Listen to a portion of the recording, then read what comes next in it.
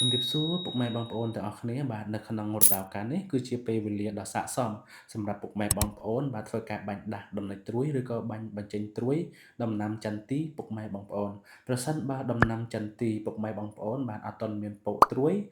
យចេញមកមិនស្រស់គ្នាត្រួយដែលចេញមកហើយនោះมันមានកម្លាំងมันមានធម៌ពលឬក៏មិនសូវថ្លោះកុំភ្លេចជ្រើសរើសប្រើប្រាស់ជាមួយនឹងផលិតផលបាញ់ទាញត្រួយរបស់ក្រុមហ៊ុនតមាសដែលមានត្រួយខ្លាំងហើយនិងរំញោចខ្លាំង បន្តិចទៀតនេះខ្ញុំបាទនឹងធ្វើការចុះទៅផ្ទាល់ជួបជាមួយនឹងអតិថិជនរបស់ក្រុមហ៊ុនតមាសដែលគាត់បានជ្រើសរើសប្រើឈុតទិញត្រួយរបស់ក្រុមហ៊ុនយើងរយៈពេល3ឆ្នាំអញ្ចឹងទៅតាមដានទស្សនាទាំងអស់គ្នា